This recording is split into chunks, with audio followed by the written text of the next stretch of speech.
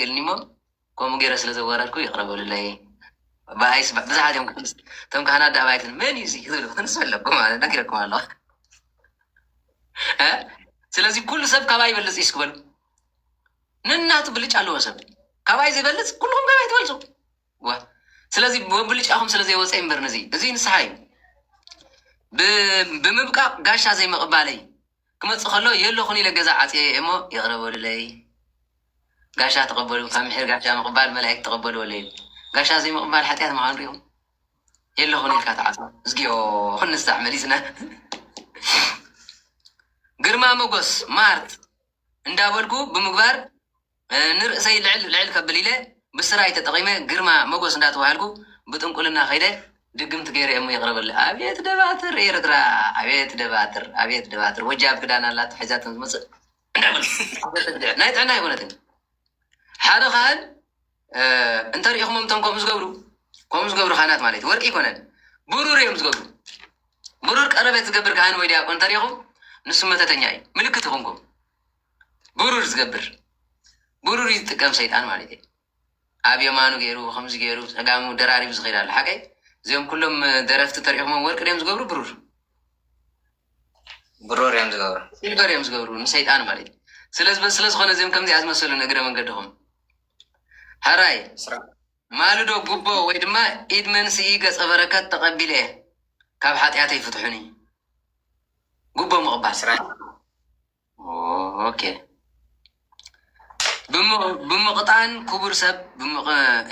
ብምቕጣዕን ክቡር ሰብ ብምቅላልን ሓጢኣት ብዝኾነ ሽመት ብምፍታው ሓሶት ብምዝራብ ትምህርቲ ብምቅላል ንለውሃት ብምንዓቅ እምነት ሃይማኖት እንዳሰበኹ ድማ ስለ ዘቃለልክዎም ብምጉዳል ስኽራንን ፀጋን ብምፍታው ካብ ምፅራፍ ሞት ዘየብፅሕ ሓሳብ ኩሉ ግዜ ብዘየብፅሕ ሓሳብ ንእግዚኣብሔር ብምርሳዕ በዲለ እሞ ይቕረበሉለይ ስራንጫተ ከምዚ ተኮይንና ሳይተነሳሕናኒ ሓቀን ፍርዲ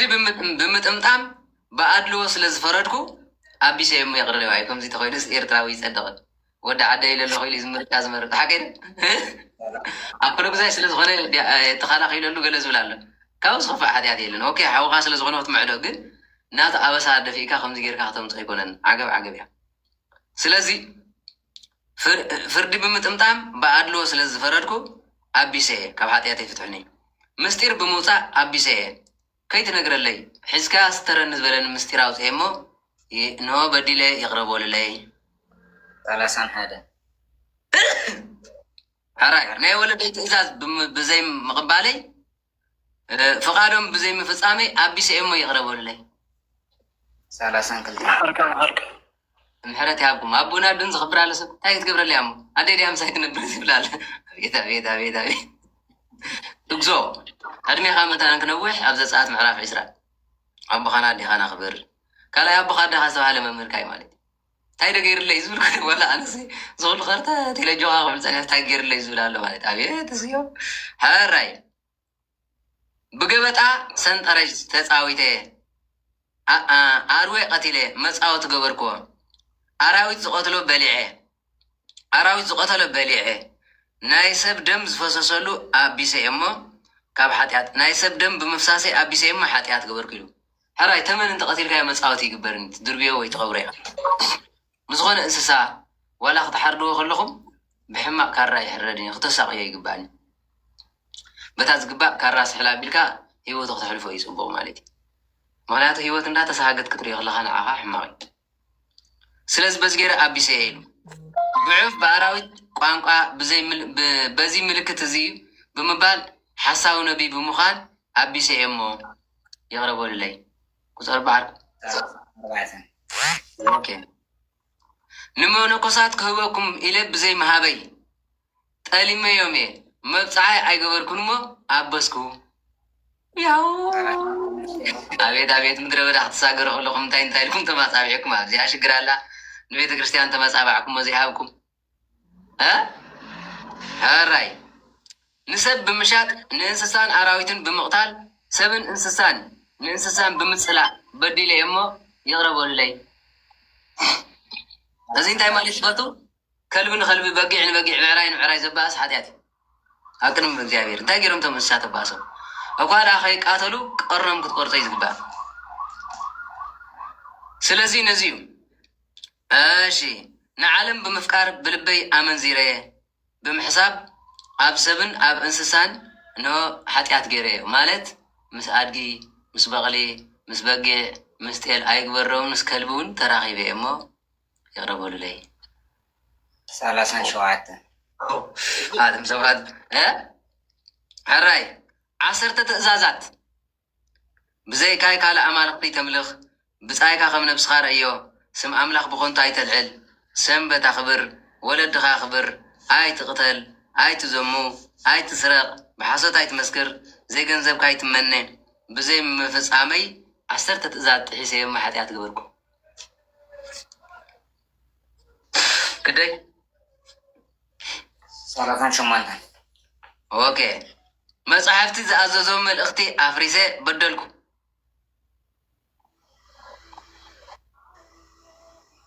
ንክልተ ኣሕዋት ብምእታው ምስአን ክልትአን ዘሚየ እሞ ሓጢኣት ገበርኩ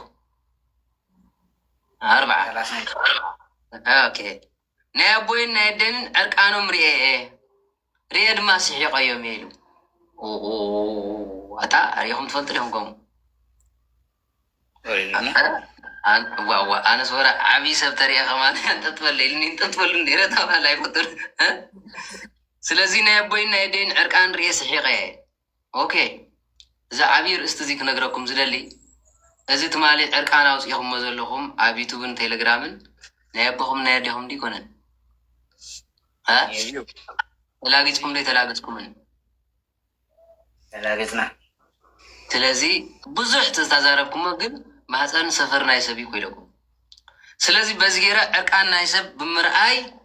እንሆ ናይ ወለዲ ናይታ ኣዴኻ እንተሪኢኻ ኮንካ ኩለን ኮዲኻ እየን ኣዴታትካ እየን ዕርቃና ብምርኣይ ንሰብ ድማ ከምዝሪኦ ገይረ ዝኸፍአ ሓጢኣት ገይረ እሞ በደልኩ ኢሉ እቶም ከምኡ ትገብሩ ባይዘወይ እግዚኣብሔር ኣምላኽ ይፍረድኩም ተነስሑ ቀፂሉ ብምውቃርን ብምብሳዕን ንስጋይ ከየንፃሕኩ ብምቕዳደይ ንሆ ድማ ንቅሳት ብምግባረ ኣቢሰ እሞ ይቕረበለይ 42 ሕራይ ብምውቃር ዝበሃል ዘሎ እንታይ መስለኩም ኣብዛ እዝኒ ኣብዚኣ ምስቋር ትፍቀድ እያ ሓደ በሉ ኣብዚኣ ከዓ ትፍቀድ እያ ንጓል ኣንስተይቲ ኮይኑ ግን በዚኣን ጥራይ ማለት እዩ ኣፍንጫ ክንታይ ክትገብሪ ተበሲዕኪ ሕምብርቲ ክንታይ ክትገብሪ ተበሲዕኪ ዓይንኻ እንታ ኮንካ ተበሲዕካ ይብኣስ ኢልዎ ድማ እዚ ዘይበሃል ኣብ ኣፍ ልቡን ዝተሰቆረ ይሰኣንን መልሓሱ ዝተሰቆረ እውን ኣይሰኣኒ እዚ ብምሉእ መልክዕ እግዚኣብሔር ኣባላሸየ እሞ ይቕረበሉለይ ኢልካ ይንሳሕ ማለት እዩ ብዕለተ ሰንበት ነዊሕ ብመንገዲ ብምኻድ ድኺመ ቆፅሊ መንጢሰ ሳዕሪ ምሕየ እሞ ኣቢሰ ብግዜ ሰንበት ነብስኻ ምሕፃብ እውን ኣይፍቀድን ዓርቢ ምስ ተሓፀብካ ቀዳምን ሰንበትን ብዕጣን ቀሚርካ ክትብል ክዳና ይሕፀብን መግቢ ይስራሕን ቡና ይውቀጥን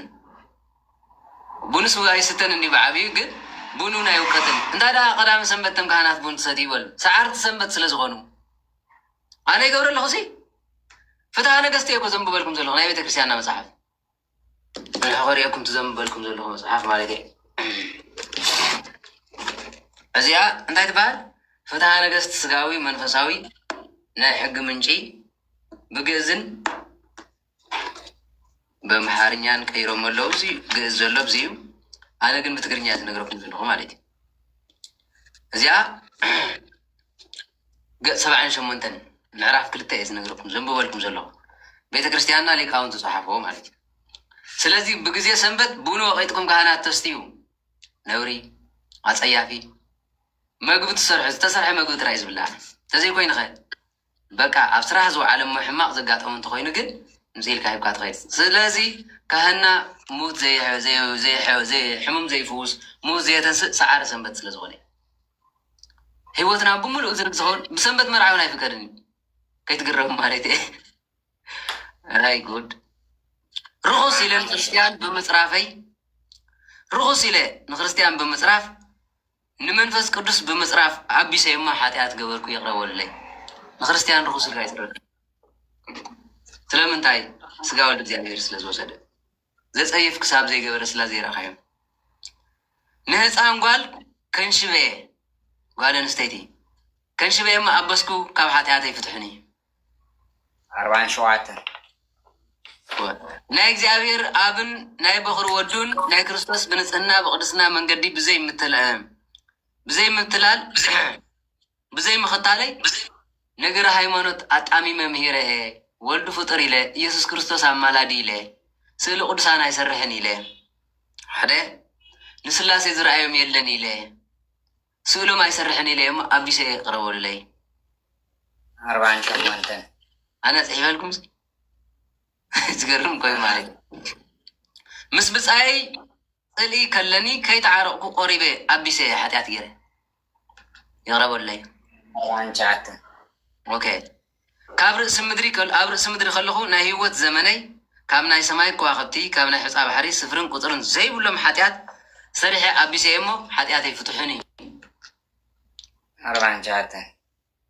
ብስም ስሉስ ቅዱስ ብስም እግዝእትነ ማርያም ብስም ቅዱሳን መላእክት ብስም ኣዳምን ሂዋንን ብስም ነቢያትን ሃዋርያትን ብስም ጻድቃንን ሰማዕትን ስም ደናግልን መነኮሳትን ስም ኢልካ ሓጢኣት እኖ ይቕረበለለይ ይቕረ ክትገብረለይ እግዚኣብሔር ይልምነካ ኣለኹ ንስሓ ማለት ንቐሺ ምስ ተናዘዝካ እንደገና ድማ ናብ ሓጢኣት ከይምለስ ዝነግረኒ ንቓሉ ጥሒሰ ተመሊሰ ናብ ሓጢኣተይ ተመልከቱ ንስሓ ማለት ንቐሺ ምስ እንዳተናዘዝኩ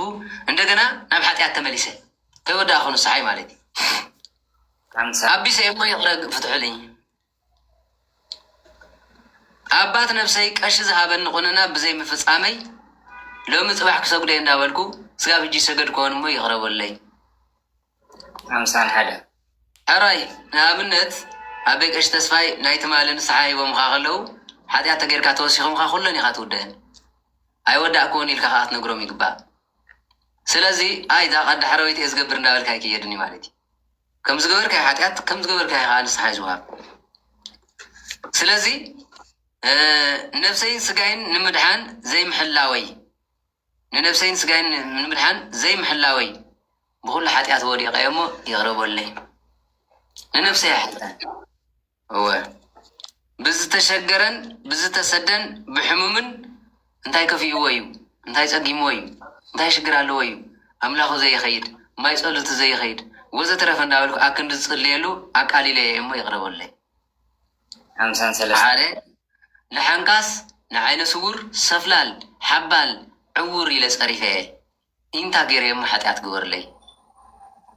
54 ኦኬ ርኩስ ነገር ተንኪፈ ንቤተ ክርስቲያን ብምእታወይ ኣበስኩ ርኩስ ነገር ተባሃለ እንታይ እንድሕር ተባሂሉ በድኒ ተንኪፍካ ወርሓዊ ጽግያት ከለካ ሕልመ ሌሊት ከለካ ንቤተ ክርስቲያን ኣይእቱን 24 ሰዓት ኣይተኣቱን ጓል ኣንስተይቲ ከዓ ወርሓዊ ጽግያታ ካቶት ቅዱስ ነገር ኣይትሕዝን መስቀል ኣይተሳለምን ይብለኩም ኣሎ ሓጢኣት ገይረ ኣቢሰ መስቀል ተሳሊመ ንኻህን እውን ቀዳስን ወዳስን ከሎ ንሆ ብኢደ ሒዘ ስለዚ በደልኩ ቁጠር ብላ 55 ኦኬ ርኩስ ነገር ኦኬ ናይ ነቢያት ናይ ሃዋርያት ትእዛዝ ብዘይ ምሕላወይ ኣቢሰ ሓጢኣት ገይረ ነቢያት ይኹኑ ሃዋርያት ንኾኑ ንዓይ እንታይ ገይሮም ኢለ ኣቃሊለዮም እየ ኢየሱስ ጥራይ እያ ድሕኒ ያበለ እዛ ኣስተሃከረ ክያኩም ምምችያ ኣስተሃከረ ንዓኹም ዘቃልል ንዓይ ዘቃልል ኢሎ ስለዚ ነቢያትን ሃዋርያትን ምንም ጽድቂ ይብሎምን ዝገብርዎ የብሎምን ዝመተለ ኢየሱስ ጥራይ ኢለ ንዕም ብምቅላል ናይ እግዚኣብሔር መልእኽቱ ኣቃሊለ እሞ ይቕረበሉለይ ክንደይ 57 ክንደይ ሓጢኣት ዝኣበስክዎ ንኽዛረቦ ልበይ ጨንቀኒ መልሓሰይ ይእስር ኣባይ እንደገና ድማ ኣፈይ ይኣብየኒ ከማይ ዝኾነ ሰብ ምንም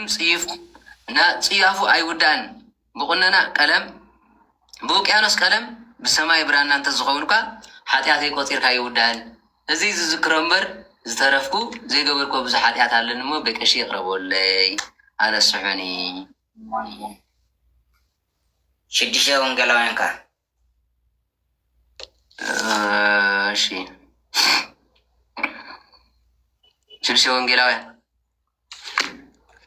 ሽዱሽተ ወንጌላውያን ኣቃሊለ أربعة وانجيل 4 ወንጌል እን 6 ካህን دحال نزل ناي كهانات سلزغونه بزح سايق يقولون ناي كهان كنت أيون دحر تبالكمني بيت كريستيان كعاتم كوعيله كيدان كيبصحو تزاز هواريات تأمر ماريام كيمبوكو نهزب غيسبقو تمكات نكلو نصبح ندحر صباح إلى التاليله زتبقاسو خيعرقو سب حدار كيقربكو زي تنسح دك أي لبز طرفكو وزترفي مال من تنسحيكم كابز كلكم بقولكم من صري من قريب خباين كباهم شدشت قالات وانجيل دما أسر بزي مبصحي نحمم እግዚአብሔር محاركا بزي مبالي نزت أمئ بزي مستاي نزت أمئ بزي مبلعي نعرق بزي ملباسي قاشا زي مقبالي نزت آثر እግዚአብሔር يفتحكا زي مبالي بديل أبي سيمو نزيكا يقربوا لي شدشت قالات وانجيل بحال شدشت قالات وانجيل بحال زي تايم مش أرشام عليه هاراي كهان كوينخا منقستن تأثر خيره بزي من السحي نعو بزي مقرابي تنسحو نابس أقاق زعبير زي من اللاسي بدي لي إمو يقربوا الليل من دا نسحو منزم كلهم سرات نيرترا أين كان يوم تفضل وصادق مالي أين يدي أقوني إن حكمنا قورة تابسحو سلز سنبت كن قبرز قبلنا زي نير سلزي إزي أتوهدو تبهال مالتي كابزيا أينيتي هم صريفي أينيتي نعم صري كانت دما بعال صوني اندهالو خلون صول السحيبة نروبع سحيبة نابزة تعمل نقيرة قداسي سمايات أبقيرة هاده نو نتم قلتي بزي مملاسي كلته نأرماويان بزي متماغي سلسته وانجيل زي مسباخي 4